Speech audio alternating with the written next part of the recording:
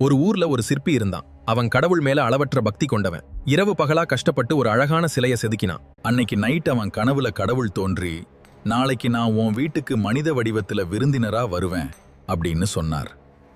சிற்பிக்கு ஒரே சந்தோஷம். அடுத்த நாள் கடவுளுக்காக அறுசுவ உணவு சமைச்சு காத்துக்கிட்டு இருந்தான். மதியம் வாசல்ல தட்டுற சத்தம் கேட்டு ஓடி போய் கதவை திறந்தான். ஆனா அங்க பசியால வாடின ஒரு முதியவர் நின்னுகிட்டு உணவு கேட்டார். நான் கடவுளுக்காக காத்துக்கிட்டு இருக்கேன். இந்த உணவை உனக்கு தர முடியாது. போ. தண்ணீர் வேண்டும் ஐயா. தயவு செய்து என் காலை சரி செய்ய உதவும். எனக்கு நேரம் இல்ல. கடவுளுக்காக வேலை செய்கிறேன். கடவுளுக்கு இரக்கம் உண்டு. உனக்கு இல்லையா? என் நேரத்தை வீணடிக்காதே. தண்ணீர் தேவை. காயமாகி விட்டது. கடவுளை வரவேற்க நேரமாகுது. இரவாச்சு, யாருமே வரல. இறைவா, ஏன் என்னை ஏமாத்தினாய்? மகனே, நான் இன்னைக்கு 2 முறை உன் வாசல் தேடி வந்தேன். மகனே, நான் இன்னைக்கு 2 முறை உன் வாசல் தேடி வந்தேன். முதலில் பசியோடு வந்த முதியவராகவும் அடுத்து வந்த விவசாயியாகவும் நானே இருந்தேன். ஆனா நீ என்ன அடையாளம் காணாம விரட்டி விட்டாய்.